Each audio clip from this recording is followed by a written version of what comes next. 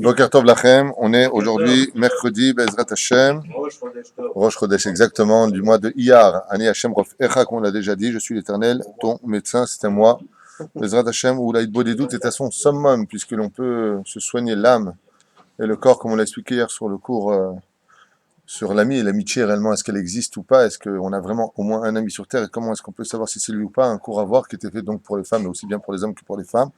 Mais avant de commencer, j'aimerais dédier ce shiur pour tous ceux qui nous soutiennent. Laura Sandoval mérite.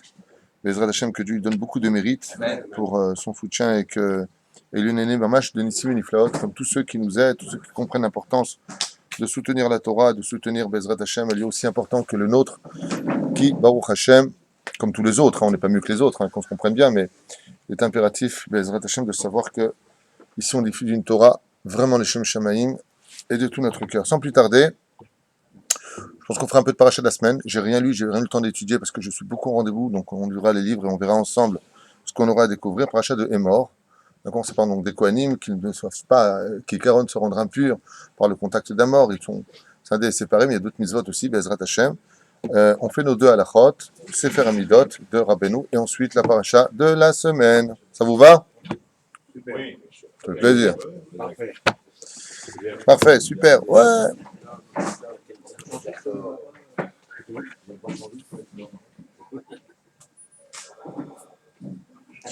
Aïe moutar le'echol seuda chalavit.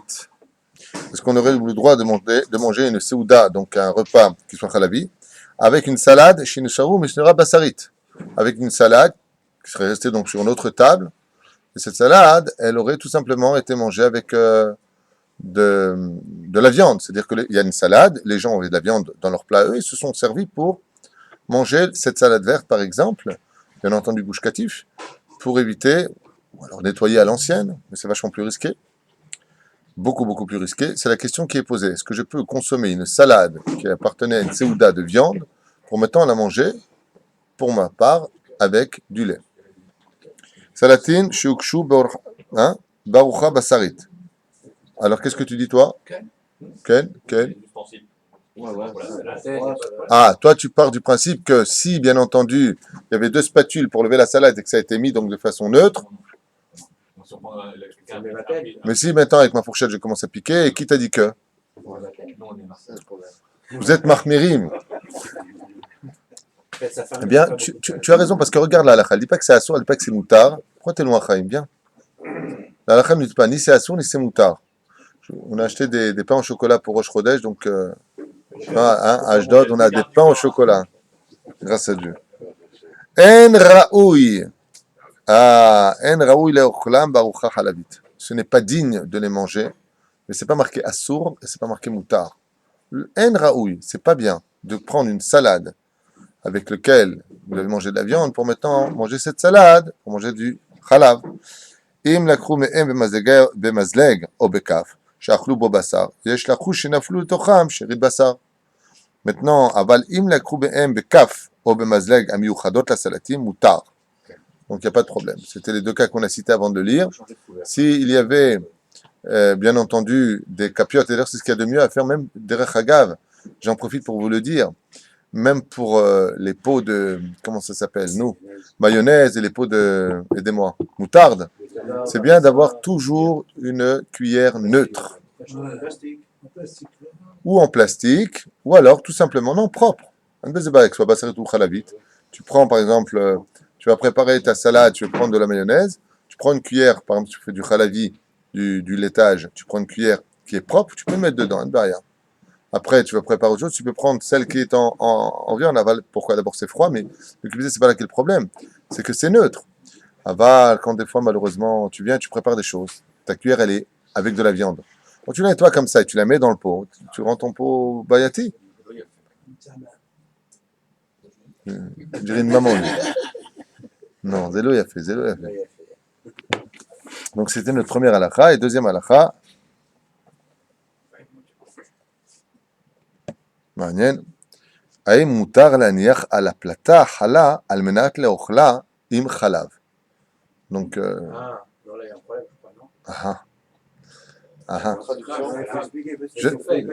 je vais traduire. Tu vas te calmer, ouais. Soledad Beau. C'est Soledad Beau. Qui est Soledad? La température de la plata, c'est pas chaud. Alors, d'abord et avant tout, on va traduire. A-t-on le droit de déposer d'abord du pain sur une plata pendant Shabbat Bichlal?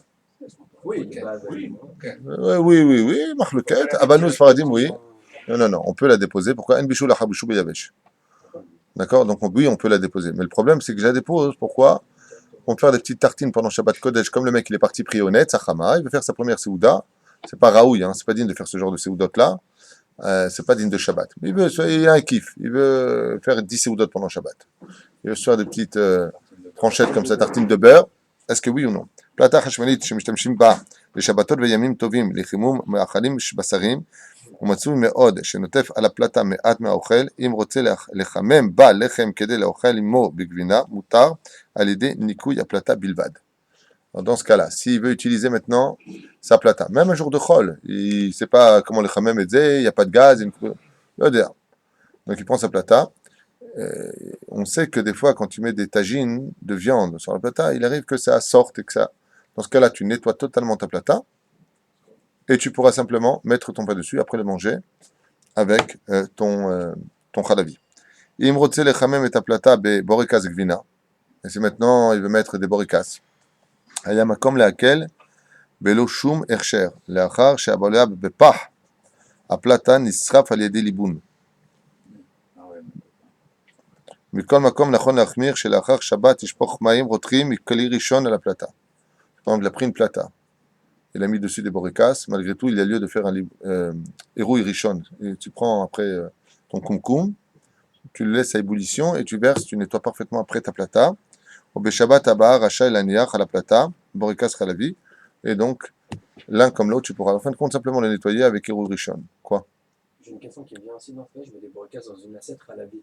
Et l'assiette Khalavi, je la mets directement, elle n'est pas enfoncée. Je la mets directement sur la plata. Est-ce que ça posera un problème après sur le Kelly qui était de base Non, à plus forte raison. Si on peut le poser directement, à plus forte raison si c'était. Par rapport au brocage, par rapport au cli, le cli. Moutar. Faire attention de ne pas en arriver à ce que ça coule à droite. Toi, à chaque fois nettoyer. Vous n'avez pas un peu chaud ou c'est moi qui ai chaud là? Non, il fait pas chaud. Non, mais toi, tu n'es pas référentiel dans le domaine de la graisse, tu vois. Nous, on est. Toi, tu fais le poids de ma jambe, donc c'est pas. Tov. Aledej Karim, en lo refoua. Afilu be'arbe refouat. Celui qui ment dans ce monde, on est toujours dans le mensonge de Rabbi Nachman de Breslev, il nous dit ici, s'il a une maladie, les menteurs ne se soigneront pas facilement, même s'il a tous les médicaments du monde, la refoua ne rentre pas dans le corps des menteurs. Donc il est impératif qu'une personne, si elle veut guérir d'abord et avant tout, selon Rabbi Nachman de Breslev, elle doit faire 3 choses. Aleph, retrouver le sourire, car le sourire guérit au moins 50% de toutes les maladies. Bet, faire teshuva. Gimel, dans la teshuva qu'il fera, il s'arrangera pour que plus jamais un mensonge ne vienne sur ses lèvres. On a l'habitude de le dire, Be'ezrat Hashem, quand tu veux acheter quelque chose, tu le payes. Quand tu veux guérir de quelque chose, fais un troc avec Hashem. Je prends sur moi, Be'ezrat Hashem, de ne rien rajouter, de ne rien enlever à la réalité. Mishedover Kezavim, Nofel Becharev, Gamna Seshrote, celui qui parle des choses vaines, celui qui parle des choses qui sont pas à leur place, qu'il sache qu'il finit par tomber poignardé, Chazou Shalom. En tout cas, c'est comme ça qu'il le dit ici. Et il finira idiot. Shrote, c'est un idiot. Voyez. Et comme il a l'habitude de le dire encore ici, Al-Yedeh Ha'ira Ba La Emet, celui qui a de la crainte du ciel, Bezrat Hashem, aura en lui tout simplement du Emet. Donc, moi, je pense que les menteurs n'ont pas de Hirat Shamaim. Et là, il dit quelque chose pour vous donner un petit peu le sourire, parce que je vous vois un peu défaillir. Mi Sheshomer et Atzmo Misheker ou Menatseach Tamid. Il dit ici, celui qui se préserve du mensonge, qu'il sache qu'il gagnera toujours. Il sera toujours gagnant. Mutar leshanot kedel atzil et atzmo. Mais par contre, on a le droit de non pas mentir, mais d'arrondir les angles d'une vérité pour se sortir d'une situation. Pas de mentir. Mais de ne pas dire la vérité, c'est sûr. Oev Shalom, Verodev Shalom. Oui, par exemple, c'est ce que tu préconises. Oui, tout à fait, on peut le voir comme ça. il y a des mensonges qui sont un peu bizarres. Il y a des mensonges qui sont un peu bizarres, Comme dit-il. laisser croire les autres ce qu'ils pensent. Ça veut dire, il y a des gens qui pensent sur tel homme, oh celui-là il est très riche, tout ça, mais il a laissé croire alors que cet homme-là, il n'est pas forcément riche. Ah, c'est quoi la question là? J'ai C'est-à-dire, raté le coche. il laisse passer les histoires qui Il- tournent autour de lui. Il laisse passer les C'est-à-dire, histoires. il va pas vers les personnes pour leur dire, écoutez, moi je suis normal. C'est-à-dire, il y a des gens qui ont une belle voiture, mais ils ne sont pas forcément riches. Mais Oui, alors les c'est- gens pensent qu'il est très riche. Amen. Bon, mais lui, il laisse courir le mensonge. Pourquoi le mensonge? Il C'est-à-dire, n'a pas menti, il lui. va pas voir. Oui, Mon Rav m'a toujours dit, si on te prend pour un riche, ouais, de toute façon, lui, celui-là, il est blindé. Et quand tu le dis devant toi, tu dis Amen. Et tu as la kavana de le dire en hébreu et tu le penses en français aussi. Amen. Ah, c'est pas un mensonge. Les gens pensent que. Azma. Tov, yallah, fadal. On commence un peu sur la paracha de la semaine. Beshem Hashem, Naaseh Venatzliach. Bezrat Hashem, le Manam Israël. Aimant la konim bnei Aaron. Le nefesh, lo itama be'amav. Cette neshama-là ne devra pas se rendre impure. Les chachamim ont dit comme ça. Alors je découvre avec vous, ne m'en veuillez pas, je n'ai pas eu le temps de préparer, même pas de regarder. Il marqué comme ça, tzadikim enam etamim. Il y a un klal qui dit que les tzadikim ne rendent pas impurs. Mais attention, avant de commencer ce que j'ai à vous lire, je vois déjà où ils vont en venir, je vous le dis dès maintenant, il est strictement interdit à un Kohen d'aller sur la tombe d'un tzadik. Pourquoi? Parce qu'on a un klal, on verra dans la Gemara que Behemet, les tzadikim ne rendent pas impurs. C'est pour ça que même si les femmes, selon le Zohar HaKadosh, ne doivent pas aller au cimetière, ni pour accompagner qui que ce soit, ni pour aller se recueillir sur la tombe de leur père, ni de leur mère, ni de qui que ce soit. Si elles ont des sentiments que quoi, alors je vais plus sur la tombe de mon frère, je vais plus sur la tombe de mon père, de ma mère, de mon sœur, peu importe ce qu'elle va. Alors, bien entendu, c'est pas assour les filles à la on en a déjà reparlé à maintes reprises de ça. Mais il est déconseillé, fortement déconseillé pour une femme de mettre les pieds au cimetière, même s'il y a un enterrement d'un ami, mieux vaut que celui qui parte que vous. Donc, vous pouvez participer, si vous voulez, au ESPED, c'est-à-dire là où ils vont dire des oraisons funèbres, à Bâle, faites 4 pas pour l'accompagner, vous ne rentrez pas à l'intérieur, comme dit le Zohar Kadosh, quand les femmes rentrent au cimetière, l'ange de la mort, il danse avec son épée devant eux, et surtout dans cette génération particulière, où avant les femmes, quand elles rentraient au cimetière, elles étaient mamash tnuot. Mais il y a d'autres domaines. La femme qui est enceinte, par exemple, fait un kitroug par rapport à la mort, et puis les démons aiment aussi le côté féminin, tout ce qui est accro de femmes. C'est très satanique, c'est une mida qu'il faut absolument travailler. Il faut travailler ces midotes-là. Et de là-bas, il y a malheureusement beaucoup d'âmes qui ont fauté, qui rôdent. Et ces âmes observent, regardent, et ça va même plus loin que ça. J'ai entendu un jour du Rav Moutsafi qui disait que les maladies viennent du cimetière, les femmes qui vont au cimetière. Bon, c'est un sujet pour lui-même, je ne vais pas développer maintenant, c'est pas le sujet d'aujourd'hui. Mais les femmes ne vont pas au cimetière, Ava, les kivrei tzadikim, elles peuvent y aller. Pourquoi? Les tzadikim, eux, ils sont kadosh. Là où il y a des tzadikim, il n'y a pas de démons. Là où il y a des tzadikim, il n'y a pas de problème. Le problème, c'est qu'il y a les autres autour. Par exemple, c'est pour le Rav Yosef, il y a les autres autour. Alors, Tu crois que la kadosh Baruch Hu, il aurait permis au Rav Ovadia Yosef d'être enterré parmi des Réchaïm? non, Mais je t'as parle Rochev. je parle de- Là où il est lui, Vadaï que tout autour, il a donné le srout. Je vous donne un exemple. Un jour, un homme a vu une montagne très rocailleuse qui n'avait aucune valeur. On lui a dit qu'à l'intérieur de la montagne, il y avait une mine d'or. D'un coup, toute la montagne est devenue comment? Une mine d'or pour lui. Ainsi sont les tzadikim. Quand ils sont déposés parmi des gens bénonymes ou réchaïm, peu importe, ils rendent tout le cimetière qui a une grande valeur. Prenons l'exemple. Tu dis à n'importe qui, Netivot, il te dit, Baba Zalé. Quoi, un mec là-bas, ça devient un tout? Ouais, c'est pas un mec. C'est un diamant. Quand il y a des diamants, tout prend l'ampleur. Donc, c'est pas vraiment important. Aval, pourquoi je vous ai parlé de cela? Parce que même si on sait que les femmes, même si al pi halacha, selon la halacha, ce n'est pas interdit à une femme d'aller au cimetière, c'est fortement déconseillé. Comprenez bien ce que je dis. Ouais, pas par moi, par Rabbi Shimon Bar Yochai dans le Zohar Kadosh, fortement déconseillé. Si tu veux emmener quelqu'un, tu dis à ton fils va au cimetière, à ton mari va au cimetière, pour prier sur la tombe de ma mère, par exemple. Toi, tu fais des télim à la maison, tu fais de la tzedaka vezéou. Ne va pas au cimetière, Nekuda. Alors il dit ici, Amour Chazal, chez Tzadikim, à propos donc des Kohanim, il y a un rapport direct, vous le comprenez, et Nam etamim, comme il a dit ici, Katuv Rabbi Akiva, Be'et Shemet, Hu Aya, Bevet Asurim. Quand Rabbi Akiva est décédé, il est mort en prison, Rabbi Akiva, le maître de la Torah, celui qui a formé les 24 000 élèves. Muskin, Echou Niftar, il a été dépecé en prison, comme ça, dépecé, pas comme ça, comme ça, par Tonius Rufus, Nichnas Elui Hanavi, Et qu'est-ce qui s'est passé là-bas? On a vu que Elionavi, il est rentré. Pourquoi? Pour aller enterrer Rabbi Akiva. Rabbi Akiva était enterré par qui, vous savez? On vient de le dire. Vous comprenez rien ou quoi? Il est venu enterrer. Qui c'est qui a enterré Rabbi Akiva? Je sais pas. Et ils vont croire que. Et ils vont se dire, Rav Tuitou, vous enseignez à des autistes ou quoi? Hein? Bon. Que Dieu bénisse les autistes. Hein. Attention, j'ai rien contre Chaz Shalom. Mais je vous dis, Eliyahu Navi, il est rentré pour l'enterrer. Qui c'est qui l'a enterré? C'était un piège. Nichnas Eliyahu Zachour les Tov, tu effaceras cette quêta, hein, s'il te plaît, parce que c'est. Hein, Shlomo, cette quêta là, parce que j'ai une réputation, on dirait, attends, c'est normal, dans le royaume des aveugles, les bords sont rois. Hein? Ils vont croire. Non, mais franchement, des fois. Je crois qu'ils le savent déjà. Chaz Shalom. Lola Shonara, Lola Shonara. Tu proposes déjà. נשא אותו בזרועותיו והוציאו, והולך לקוברו בכבודו בעצמו בעיר טבריה על אחד הערים. Hein, comme Rabbi Akiva, la Vachalom, qui a été pris par Elionavi Zachour le Tov et qui a été emmené par donc Elionavi qui a pris Rabbi Akiva et qui est enterré sur une des montagnes, là où aujourd'hui on saurait qu'il est là-bas. Est-ce que c'est vrai? Est-ce que c'est faux? Vous savez que c'est pas évident. Est-ce que Rabbi Akiva est vraiment enterré là où il est? Et que Dieu qui sait. Quoi qu'il advienne, c'est son centre de sépulture, c'est là-bas compris. Amroulo, Mar, Lo Kohen ata. Il lui a dit, Eliaou, n'es-tu pas Cohen? Comment tu prends un corps, tu l'emmènes? Parachat la semaine. Et mort à la Kohanim, Bene Aaron, le nefesh lo itama be'amav. Non, tu ne te rendras pas impur. Amar lahem tzadikim enam etamim.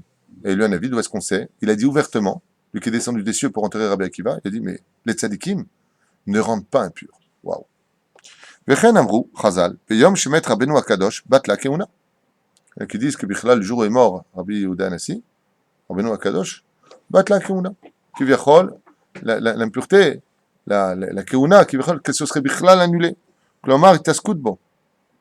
Bishat, moto, nasa, aser azbaotav. Comme il a dit le jour de sa mort, il a levé ses 10 doigts, il a dit, Ribono shel olam, galui veyadou, alefanecha, shigati, be'aser azbaotav, velo ne'eneti min haolam hazeh klal. J'ai 10 doigts, jamais aucun de ces doigts-là peut dire, moi, j'ai profité de ce monde pour moi. Tout ce que j'ai fait, ça a été que pour toi toute ma vie. Be'etzbak tana sheli, afilou même celui-là.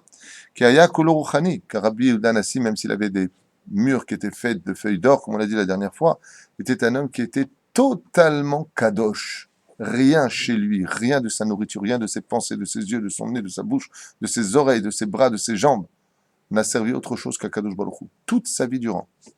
Les Eshamar est mort à la Kohanim. Je pense qu'il dit parle aux Kohanim dans la paracha. Les Nefesh lo itama be'amav da'ayenu mishu ruchani be'tzadik enam etamim. Et c'est pour ça que Rabbi Yehuda Anassi il a dit, mais moi tout ce que j'ai fait toute ma vie durant, oui, ça a été kadosh. Donc comme le Kohen qui viachol. Donc ici on est en train de faire une comparaison. On te dit lo itama be'amav. Et de la même façon, comme le Kohen n'a pas le droit de se rendre impur, comme lui le tzadik de son côté, B'siyata d'Ishmaya, il est kadosh. Alors lui aussi ne rend pas impur. Mitzvat les Kohanim la sok b'gvurato. Et donc dans ce cas-là, c'est une mitzvah pour les Kohanim, dans ce cas-là, de s'occuper de sa gvura, comme l'a fait Elionavi pour Rabbi Akiva. V'shar bnei Adam she'enam b'madriga ruchanit kazo, hem kol metamim ve'asur les Kohanim la sok b'gvuratam. Mais les autres qui sont dans cette situation, qui ne sont pas kadosh, le vadaï que rendent totalement impurs. Donc il y a une marloquette quand même, il faut savoir pourquoi je vous ai parlé de ça et faites attention.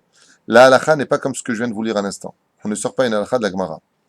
La halakha, c'est que même les Kibret Tzadikim, Bassof, un Kohen n'a pas le droit de s'en approcher. Ils sont autour du Rabbi, ils ont fait là-bas d'ailleurs un couloir, là où il est enterré, pour que les Kohanim puissent passer. Mais il reste à l'extérieur, ne rentre pas à l'intérieur.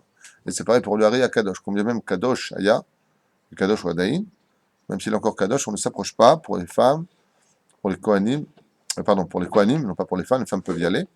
On ne s'approchera pas, Bezrat Hashem, de l'endroit. Même les Chet Kohanim. Mais de qui on va être tous des Kohen? Alors, si c'est comme ça, qu'est-ce que feront les Kohen? Le Rambam il dit que les Kohen retourneront à leur place. Comment nous on peut être Kohanim? Posez la question. La réponse est simple, Tzadik. Quand viendra le Melech HaMashiach, toi qui es Kohen, tu retourneras Bezrat Hashem au Beth Amikdash, je rejoindrai, hey Kohen, Asher, ça va, c'est bon. Tu seras là-bas, bien en blanc, comme ça, ligne, avec... Et comment tu t'appelleras? Kohen idiot. Pas idiot. Idiot. Kohen simple, ça veut dire. Il y aura le Kohen Gadol qui sera Aaron. Il reviendra Bezrat Hashem Tchet Amitim. Alors nous, qu'est-ce qu'on fera? On est des Kohen aussi. Même les Chet Kohanim. Tout comme toi, tu seras le Kohen d'Israël, nous serons les Kohanim des nations du monde. C'est dans ce sens que c'est dit. Les enfants d'Israël, t'imagines Abraham se bague. Cohen des nations du monde. Qu'est-ce que tu fais Abraham au blanc? Je suis Cohen. Christian, Mohamed, allez hop. Rabba Baraba. Aboua. לתת אלוהים הנביא זכור עומד בבית הגברות של הגויים, מילואדי של אותו רבה. שתי שאלות. comme ça c'est marqué dans ma במציאה, בדף קי"ד, c'est marqué là-bas. הרי כבודו כהן, ואין אתה עומד בבית הגברות. Il lui a dit, il a vu un jour Aurélien Navi qui passait dans un kever, dans un cimetière, et il passait là-bas. Je lui ai dit, mais tu es Cohen, comment tu peux passer là-bas? Ah, Marlo Lamal Masechet Taorat. Je lui ai dit, tu n'as pas étudié ou quoi? Mais parce que, je sais même comment ils se parlent, les Navi, les Tanaïm, les Amoraïm. Il dit, hey, tu n'es pas Cohen, tu passes dans un cimetière? Il lui répond, lui dit dire, je t'expliquais, les Goïm, les nations du monde, quand elles meurent, elles ne rendent pas impures, tout simplement. Il lui a dit, tu n'as pas étudié ou quoi? Rabbi Shimon Bar Yochai Omer, Shegvohem Shel HaGoyim, Lo Metamin, là-bas dans Théorot, il est marqué au nom de Rabbi Shimon Bar Yochai que les nations du monde, tant qu'ils sont vivants, sont impurs et rendent impurs, mais quand ils meurent, c'est un bout de bois, c'est plus impur. C'est-à-dire un Cohen a le droit de rentrer dans un cimetière goy? Absolument. Si tu ne le savais pas, tu viens de l'apprendre. Je suis pas Cohen. Non, mais comme ça, tu le sauras quand même. C'est pas parce que tu ne l'es pas que tu ne dois pas le savoir. Et comme on n'est jamais sûr. ותן צונית צאן מרעיתי אדם. כלומר, אתם קוראים אישי אדם, ואין הגויים קוראים אדם. Pourquoi marqué l'homme, Adam. Il y a plusieurs façons d'appeler un homme. L'homme rend Adam, métamé. Mais les nations du monde ne sont pas appelées Adam. Ils sont appelés Ha-Adam. Et Ha-Adam, c'est Gematria Tamé. De leur vivant, les goïms rendent impurs. Aval de leur mort, ils ne rendent plus impurs. Donc il n'y a aucun problème, même pour un Kohen, de déplacer même un corps de non-juifs. Qui viachol, il ne le fera pas. C'est pour mikvé, machin, truc chouette. Aval. Qui caronne, il peut passer bichelal dans un cimetière. Lagat lo kedai. Vada shelo. Hem lo metamim, ולכן אני עומד כאן. C'est pour ça qu'il était dans le cimetière, il y a un Navi qui était Cohen.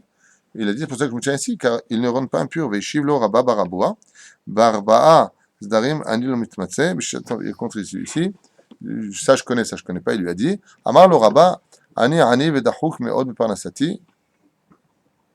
Pourquoi il raconte ça ici? La quatrième olam, Gumato. Ah, alors écoutez bien, cette histoire est très jolie. Écoutez bien cette histoire. Il lui dit, puisque j'ai le mérite de te voir, comme on dit souvent, heureux l'homme qui verra le visage d'Elion Navi, Zachor Letov.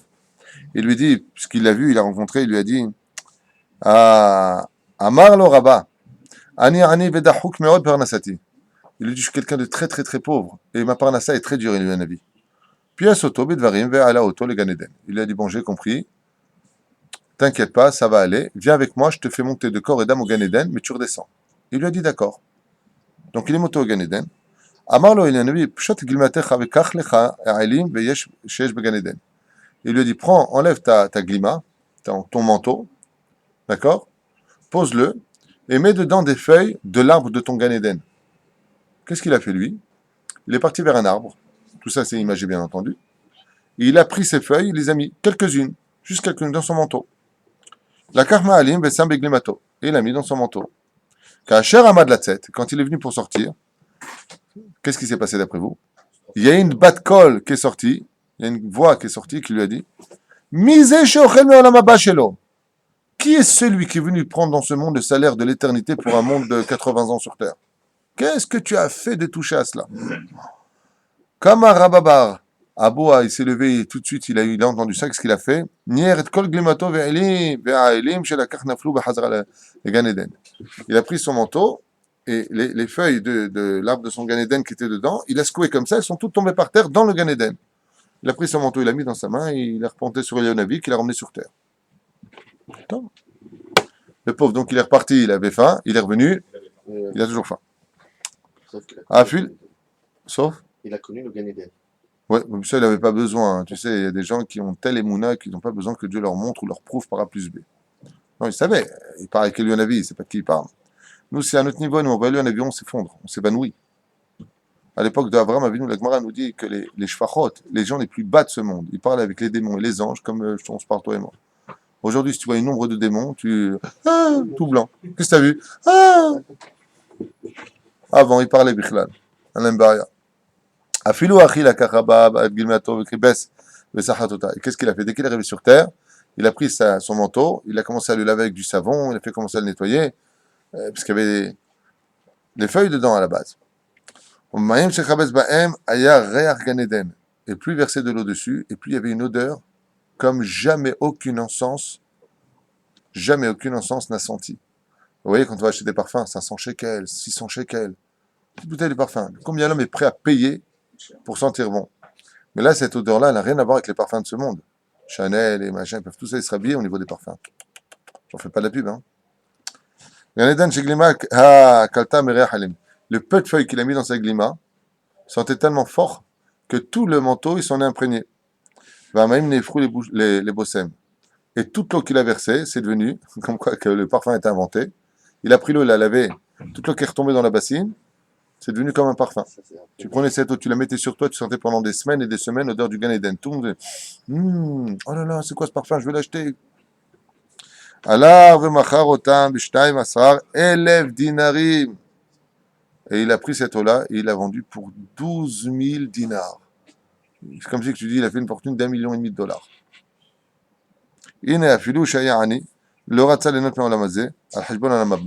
Même s'il était pauvre, on a vu qu'il n'a pas voulu profiter du monde futur dans ce monde. Viter à l'automamon. Comme on dit, une fois j'ai posé la question à Rabbi Moshe Deri. Je lui ai dit, Godarav, il y a un secret pour devenir riche. Il m'a dit, oui, mais ça sert à rien de te le dire. Je lui ai dit, oh. Je vous aime, Rav. Para. Il m'a dit, tu vois, ça sert à rien. J'ai posé la main sur sa main, je lui ai dit, Godarav, c'est quoi le secret pour devenir riche? Il m'a dit, Tchari, Rav, tombé. C'est quoi? Il m'a dit, c'est très simple. Tu fuis l'argent, il te court derrière. Tu le cours derrière, il te fuit toujours. Je lui ai dit, ah ouais, c'est pas mon truc. Plus tu cours après l'argent, et plus il te fuit.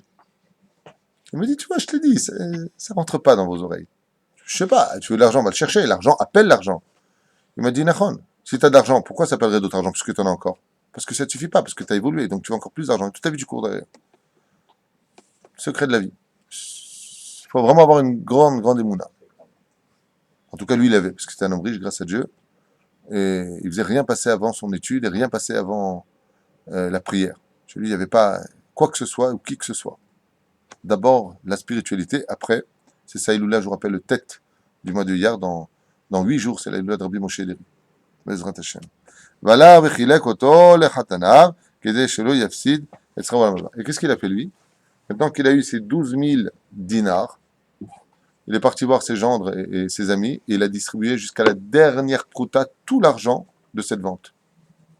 Donc il a vendu le parfum le plus cher du monde. Pourquoi? Pour ne pas profiter de quoi que ce soit de son monde futur. Lo ratza leenot mikloum, pas un seul dinar. Donc il est resté pauvre. Okay. Katuv, vayomer Hashem Moshe, emor la kohanim bene Aaron, v'amart alehem, les nefesh lo itama be'arma. Une fois de plus, il dit comme ça. Kefel la Katuv. Il y a marqué emor à la kohanim, après il y a marqué v'amarta. Dis-leur et tu leur diras. Il dit ici la azir agdolim al ktanim, pour prévenir les grands sur les petits. Akadosh baruch hu umazir et kohanim. Il met en garde les kohanim qui sont les grands. Lo itamu lemet, ifne kdushatan v'taoratan, parce qu'ils sont kadosh vis-à-vis d'Hachem. C'est pour ça que celui qui a le srout d'être né dans une maison de Cohen, il doit savoir que c'est un homme qui est très proche d'Hachem à Cohen. Il n'a pas le droit de se comporter chas vechalil avechas.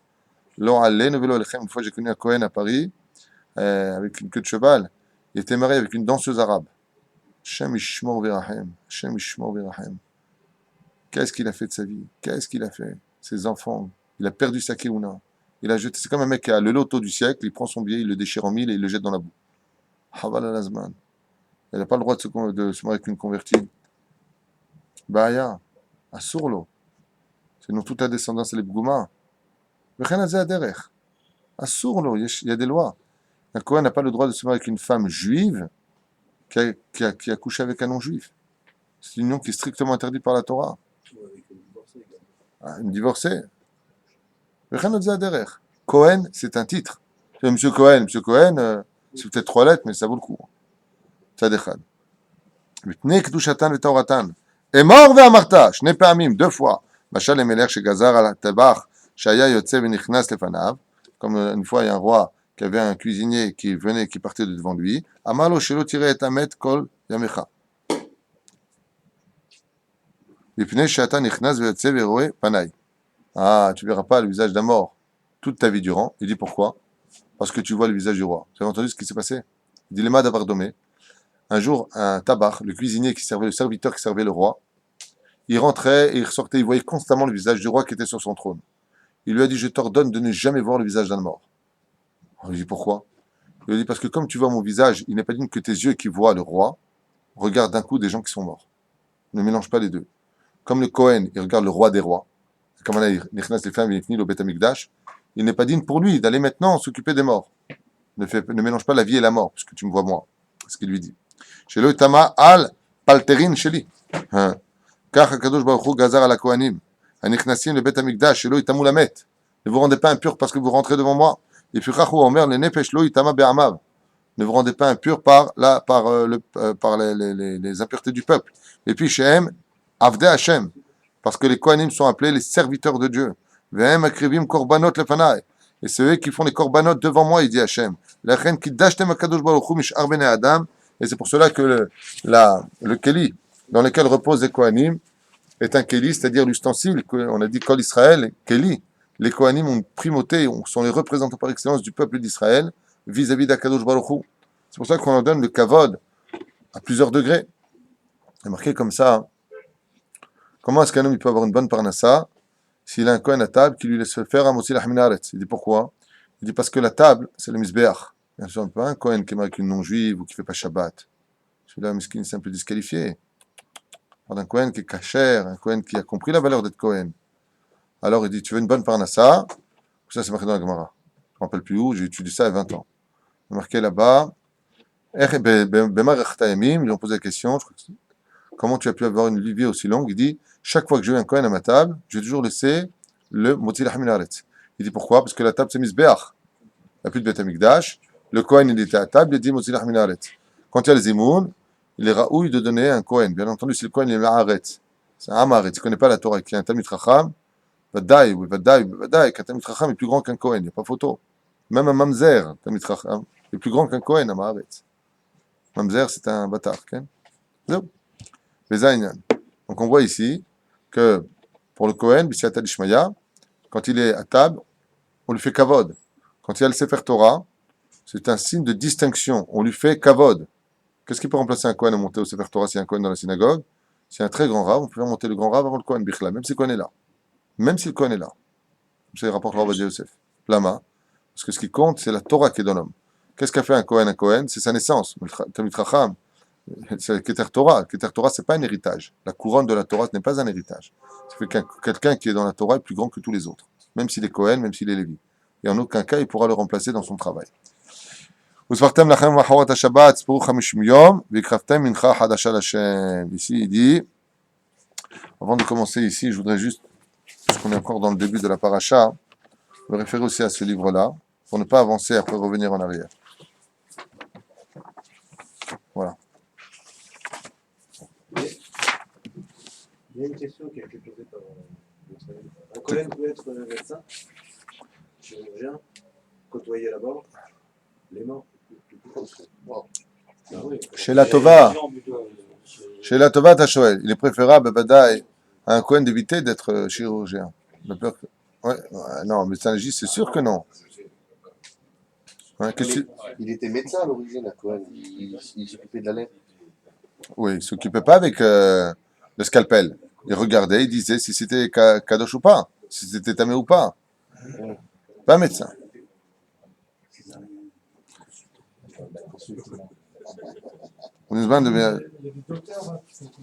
Pardon? Docteur, oui, mais attends, tu ne vas pas chez le médecin mourir. Et ils sont morts, les gens? Un Kohen peut être tout à fait médecin. Non, ne confondez pas. Les chirurgies, comme par exemple un Kohen qui fait, je sais pas, des opérations à cœur ouvert, il prend des risques. Il n'a pas le droit de se trouver même dans la même pièce. Sauf qu'il le touche. Il n'a même pas le droit dans la même pièce, même une cour, même dans le couloir, si c'est le même toit. Il n'a pas le droit d'y être. Bah, rien. On va être médecin. Le mec, il est Kohen et le tyran, il dit sortez, vous allez mourir. Ah, bonjour, j'ai une grippe. Il ausculte, mais c'est pas rien. Je parle de la sniout aussi, par exemple, il doit ausculter une personne. Quel rapport avec la sniout? Il faut être Kohen pour ne pas avoir une femme à poil? Quel rapport? Tout enfant d'Israël a l'obligation de ne pas regarder la nudité d'une femme, Azé Kachour. Un Cohen, il n'a pas de rapport avec ça. Cohen, Lévi, Israël, c'est la même chose dans ce domaine. On parle uniquement de l'impureté. Jamais pour l'Israël. J'ai compris, il y a deux médecins, il y a un Cohen et il y a un Israël à côté. Il y a une femme qui rentre pour se faire ausculter, et le mec il dit non, moi je suis Cohen, elle est à côté.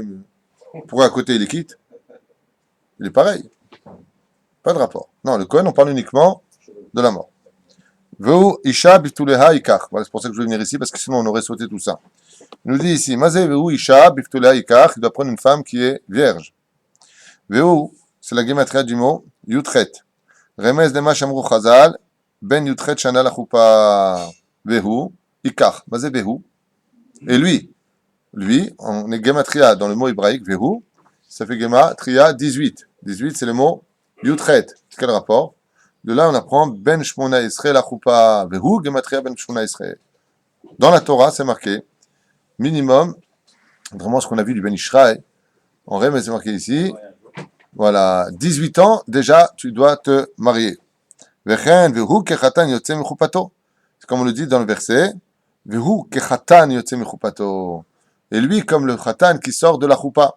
Vehu Gematria Yutret. Encore une fois, une allusion. Bezrat Hashem nous enseigne le Baal HaTurim sur la valeur de se marier le plus tôt possible. Minaïn, Rashitivot, Shel, Veu, Isha, Biftula, Ikar, ou Yutet. Alors il dit, je comprends pas. Arrête, si tu fais les initiales du verset, Vehu, Vav, Isha, Aleph, Biftulea, Bet, Ikar, Yud, ce sont les premières lettres de ce verset-là, on obtient quel âge? 19, et pas 18. Alors Vehu, ça fait 18. Mais si tu prends les initiales de ce verset-là, tu obtiens aussi une gématria qui fait 19. Quel rapport? Et les sofitivot aussi, ça fait 19. Vehu, Aleph, Ishahe, Biftulahae, Ikachet. Ça fait encore 19. Qu'est-ce que ça va nous enseigner, il dit? Vehu, Itzenen. Chez l'Akba Omer, Chal, Tamid, Beyutret, Beyar. On sait ici, il dit que l'Akba Omer tombe toujours. Et Yofi, je vois déjà exactement où va en venir. C'est magnifique. Regardez. On a dit qu'à quel âge on se marie selon la Torah?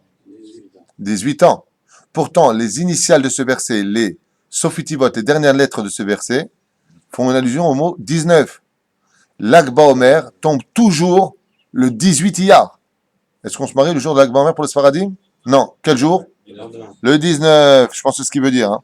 Remez leben yutret chupa, shebeyom ze nerachot achupa, l'arbot beyoter mishar bechol hashana. Exactement, le 19 du mois de Iyar, il pourra, Bezrat Hashem, reprendre, parce que la paracha de la mort se lit toujours avant l'Akba Omer, qui est Karon. Donc on vient d'enseigner ici encore un Remez de Oraïta, que ce sera le lendemain de l'Akba Omer qu'on pourra, Bezrat Hashem, commencer les mariages pour les Sfaradim des Oraïta. Il a fait méod. Ça a 19 ans. Hein? Ça a 19 ans alors. Non, ce serait 18 ans, mais le 19 hier. Une allusion pour le mois de Iyar, il dit ici. Top, le rouge par Daniel. Enfin, une allusion à l'âge, c'est une Achar Kach, il dit ici, Ki Kadosh Hashem Mekadesho, car je suis l'Éternel qui rend pur. Mekadesho, Blishon Ove. Ça a été au présent ce verbe la chaîne, Kidushato Shel Yom Ze, Ki Kidushato Shel Yom Acher. Ki Kol Yom Yesh Lo Kidusha Bifne Atzmo. Ah, écoutez bien. Il dit ici, car chaque jour est empreint d'une Kedusha pour le jour même. C'est-à-dire que jamais un jour ne ressemblera à l'autre dans sa Kedusha. D'où le verset qui Hashem, qui Ani Hashem, Mekadesho. Mekadesho. Pourquoi le Mekadesho? Il dit au présent. Car la journée d'aujourd'hui, ce n'est pas la journée de la veille, ce ne sera pas la journée du lendemain. De là, un homme doit savoir que chaque jour est empreint d'une Kedusha et que c'est à lui d'aller l'attraper, cette Kedusha, de tout son cœur par l'étude de la Torah, l'accomplissement des mitzvot et surtout la conduite qui devra s'améliorer chaque jour. Il dit Yesh lo Kedusha bifne atzmo. Jamais un jour ne ressemblera à la veille et jamais un jour ne ressemblera au lendemain. Kedushato shel yom rishon enno chas v'shalom ki yom sheni. C'est pas la même chose. Mais shel yom chol, comme un jour de yom chol, la kedusha de yom chol, d'un jour de semaine, n'aura jamais aucun rapport avec la kedusha du Shabbat Kodesh. Vechen hayamim tovim, comme un jour de yom tov n'a pas la même kedusha que le jour du Shabbat, il dit ici. Shekol echad yesh lo kedusha bifnei atzmo, lachen emor katuv shama amar mekadesho, je viens le rendre pur ce jour-là. Bilshonove shetamin mekadesh mechadesh b'kedushato bechol yom. Et c'est pour ça que renouvelle une kedusha spécifique et spéciale pour chaque jour. Lefichach yesh la'adam litachazek bechol yom b'avodat Hashem mechadash. Et c'est pour cela qu'un homme qui ne s'améliore pas chaque jour dans sa vie rate la kedusha du jour même. Les filles Shen Gdushat Ayom, qui est Gdushat Shel Yom Etmol. Car la Gdushat d'aujourd'hui n'a rien à voir avec celle d'hier, il dit ici. Ah, Besha'a Zo, Aden Lo Aïta Ba'avar Velo Aïtiye Leolam El Atid. Zéro, comme ça il dit. Ensuite, Ushmartem Mitzvotav Asitam Otam. Il dit à Kadosh Baruch Hu, vous garderez mes mitzvot et vous les accomplirez. Mitzvot Aseh, Mitzvot Lo Ta'aseh. Omer Ashlech HaKadosh. Écoutez bien. Yadoua Ma'amaram Zal, au nom des sages, qui est Mitzvat Goret Mitzvah, deuxième Mishnah, quatrième chapitre. Zeu Avtachat HaKatuv, Ushmartem Mitzvotai. On a vu qu'une mitzvah engendrait une autre mitzvah. Et il dit ici, Ushmartem Mitzvotai. Tu as fait la mitzvah de garder mes préceptes, alors je te donnerai le mérite de faire une autre mitzvah. Donc, quel est le salaire d'une mitzvah? La mitzvah. Il a fait meod. Ki az va sitam otam, kaimu od va od mitzvot. Le plus grand cadeau qu'un homme puisse espérer s'il a mis les tefilines, c'est d'avoir le srout le lendemain de remettre les tefilines. C'est-à-dire que nous, on met les tefilines, on dit à Dieu, qu'est-ce que tu vas me donner? Alors qu'en réalité, c'est le contraire. Lui, après ta mort, il te dit, bon, je t'ai laissé le mérite de mettre les tefilines, qu'est-ce que tu me donnes? Kaimu od va od mitzvot, vezou ma hemshech hapasuk, velo tehalelu et shem kochi v'nikdashti betor ben Israël. Vous ne salirez pas mon nom, au contraire. On devrait être pur parmi le peuple d'Israël. Mishnizar milechalet shem Hashem, car tout celui qui évite le chilul Hashem dans ce monde, ayenu, sheitnaguto i muftit, tout celui qui a un comportement tel que personne ne pourra dire de lui qu'il a sali le nom de Dieu, muftahlo, on lui promet des cieux, chez kadesh shem shamayim beitnaguto, qui mitzvah goret mitzvah. S'il a tout fait pour ne pas salir le nom d'Hashem sur terre, son salaire, dit le Shlach HaKadosh, c'est que partout où il ira, il sanctifiera de son côté, Bezrat Hashem, le nom d'Hashem.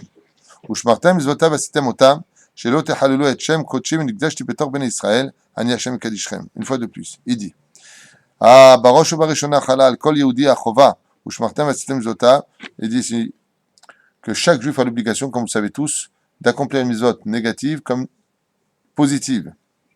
Ach lo dai liyot shomer mitzvot veosim. Mais il ne suffit pas à un juif pour être juif d'être le gardien des mitzvot et d'accomplir les mitzvot. Il y a encore quelque chose qui manque, comme le dit le verset. Kiim lekayem gam lo tehalelu et shem kochi. Le mec, il est dati, il est religieux, mais il fait du chilul Hashem. Lo tov. V'amizvazo katav Baal Pele Yoetz. Il dit le Baal Pele Yoetz, Rabbi Eliezer Papo, il écrit Yadoua shehu chamur mikol ha'averot shebatorah. Car il n'existe pas une avéra plus grave au monde, dit le Baal Pele Yoetz, que le chilul Hashem. Bien entendu, quand on dit qu'il n'existe pas une avéra plus grave, le Shulchan Aruch n'est pas posé comme cela. Le Shulchan Aruch dit que l'avéra la plus grave, c'est Zera Levatala. C'est la plus grave de toute l'avérote. Il n'y a pas un plus grand chilul Hashem que celui qui fait Zera Levatala. Ad Shamru Chazal, she'eno mitkaper ela im teshuva ve'isurim ve'yom hamavet. Car tout celui qui a fait un chilul Hashem dans ce monde, qui a sali le nom d'Hashem, dans quoi? C'est ça les juifs. Ah, comme ça ils se comportent les juifs. Bien entendu, pas comme les médias le voudraient vis-à-vis de ce qui se passe dans le domaine hystérico-politique en Israël. Hein. Je ne parle pas de ça du tout. Hein. Ne confondez pas tout. Au contraire.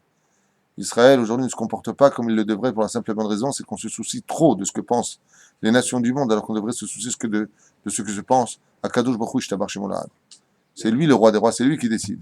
Moi, je me rappelle que quand j'ai fait mon service militaire en France, j'étais commando en France, commando marron. Je me rappelle quand j'ai dit à ma mère, elle m'a dit où est-ce qu'il tombe? J'ai dit commando marron.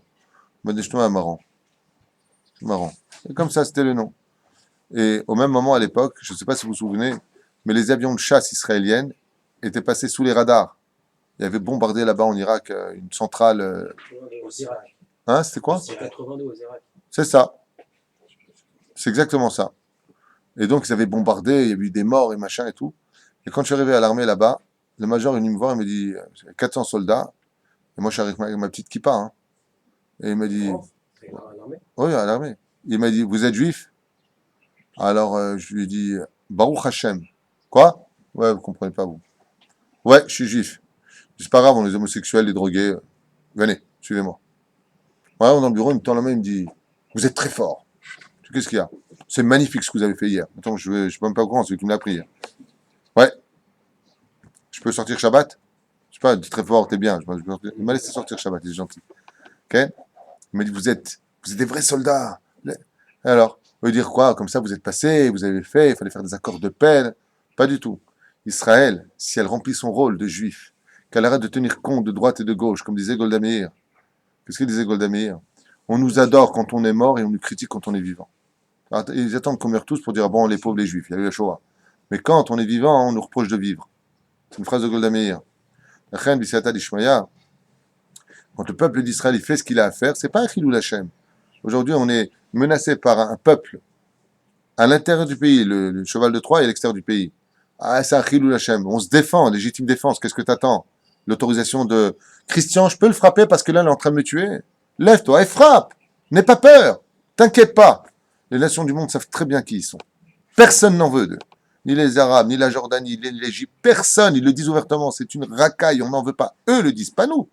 Nous, on s'occupe d'eux. On leur donne de l'argent. Ils doivent 1,5 milliard de shekels d'électricité à l'État d'Israël. Et on les soigne. Et on leur donne tout. Et denrées alimentaires, la totale.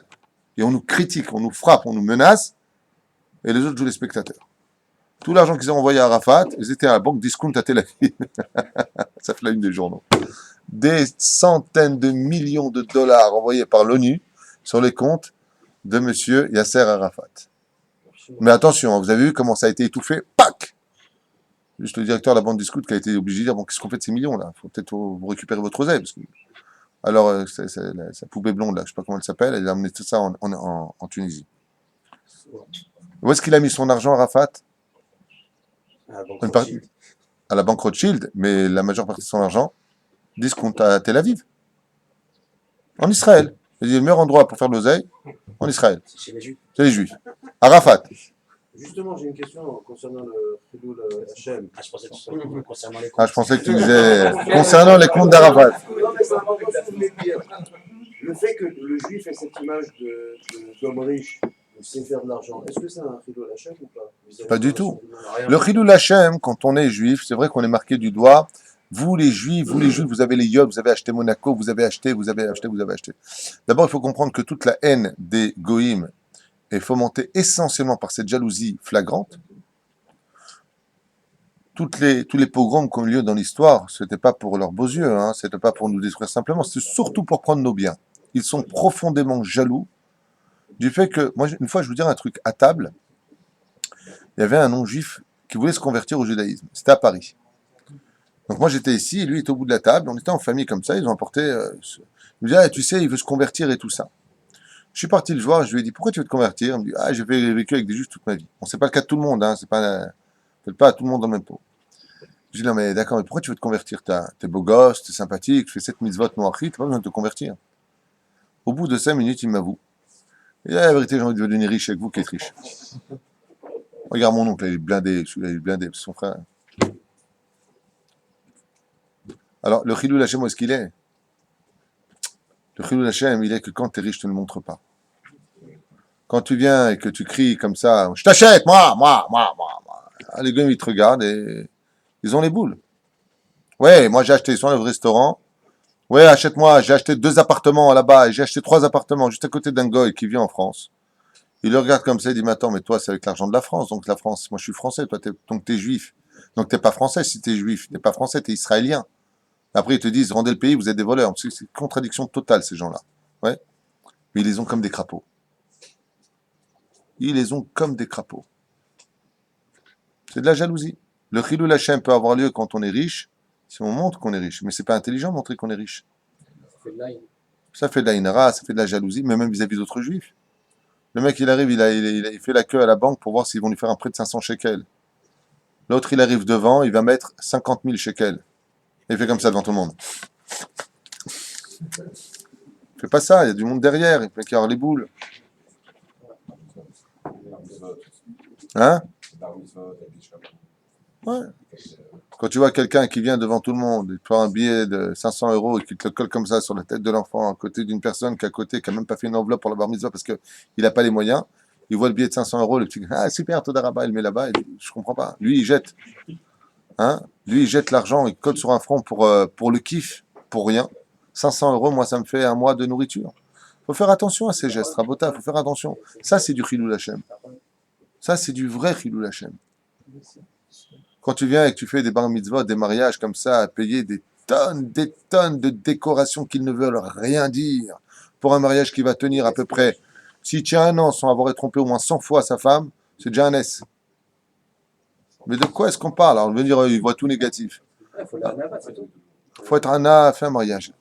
Les attachements qui soient conventionnels, qui soient simples, ne montre pas, regardez, moi, avec des...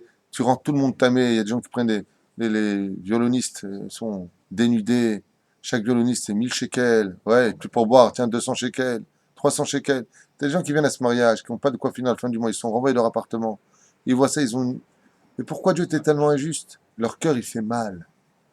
Il dit, regarde, qu'ils soient riches. Et pourquoi t'équilibres pas les choses? Ça fait du mal aux gens. Quand vous invitez, faites des mariages qui sont riches. Vous avez de l'argent, soyez riches, mais sobres. Faites comme dit le Rambam. Faites quelque chose de bien. Mais ne sois pas, waouh, je t'en mettrai plein les yeux. Hein? Et moi, et moi, et moi. Pas de photographe, un sculpteur. Je vais les éclater. Après, tu t'étonnes que le mec, il est mort de l'Aïnara. Bah oui. Dans la Torah, c'est strictement interdit. L'homme le plus riche a été Moshe Rabbeinu. Korach, il a voulu montrer sa fortune, il a été avalé. Moshe Rabbeinu alav shalom. Moshe Rabbeinu alav shalom. Il était immensément riche. Qu'est-ce qu'il a fait? Où il a mis sa fortune? Dans le Aaron Haïdout. Il avait table de la loi. Even Saphir. Cache-toi, montre pas que tu es riche. Tu vas acheter une bonne voiture. C'est une bonne voiture. Prends pas le dernier modèle tout neuf, machin, avec musulman. S'il a de l'argent, c'est ça le problème. Oui, mais la richesse d'un homme. Pour s'acheter par exemple une Ferrari, il va s'acheter. Je peux te répondre. Je peux te répondre. La richesse d'un homme n'a le droit d'avoir lieu que quand elle tient compte de l'entourage dans lequel il vit. Si son mazel, c'est d'être riche, comment il fait? Je viens de te répondre. Je viens de te répondre. Si par exemple tu as une Ferrari, que tu vis dans un quartier de riches, que tout le monde a des Ferrari, des Porsche et des Lamborghini Countach, des Tomaso, mais Vakasha, mais le mec il habite dans un quartier comme Zaïn, il vient là-bas et ils mangent du houmous et du pain le Shabbat, et le mec il arrive avec une Ferrari décapotable à 81 millions. Il arrive là-bas, il se gare. Qui s'étonne pas que d'un coup sa Ferrari qui était jaune, elle devient verte et elle... Fais attention à la Inara, c'est une halakha meforeshet. Adam, le Ben Ishraï dit comme ça, t'as un enfant qui est très très beau, Asma, t'as pas le droit d'avoir un bel enfant? Ne montre pas ton, regardez comme il est beau. Il est beau celui-là. Tu lui mets l'œil. Assour, on n'a pas le droit. Être riche dans ce monde, Achir, c'est celui qui Bezrat Hashem, c'est vivre parmi les gens. Alors lui, c'est un vrai riche. Mais ça ne veut pas dire qu'il ne va pas avoir une belle chose. Au lieu de prendre la dernière Ferrari, ça dépend de l'endroit où il vit. Il va vivre avec quelque chose qui roule très bien, mais il n'y a pas besoin de se montrer. Tu n'étais pas obligé d'acheter le dernier 4x4 truc que tout le monde sait que ça coûte un appartement, alors qu'un mec qui habite juste en face de chez toi, il est renvoyé de chez lui. Vous comprenez ce que je veux dire? Il faut tenir compte de la douleur. Et c'est ce qu'on dit les Chachamim. Oula.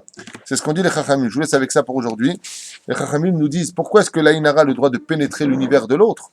Tout simplement, et pour la simple et bonne raison, c'est que l'autre, quand il a eu ce qu'il a eu, n'a pas tenu compte du regard de celui qui le regardait. Vivre en société, une chevra, c'est se comporter comme un chaver, ce qu'on a expliqué hier dans le shiur. Quand tu vis dans la société, c'est quand tu es capable de tenir compte comme un chaver. Et c'est quoi chaver en hébreu? Quelle est la racine? Quel est le verbe du mot chaver en hébreu? Leitraber. Et ça veut dire quoi leitraber? Vivre en connexion avec l'autre. Donc vous voyez que le mot chevra veut dire quoi? Je vis en connexion avec les autres. Donc si je vis en connexion avec les autres, imagine, je te pose une question, Yaakov. Imagine qu'un homme vient te voir et te pleure sa race.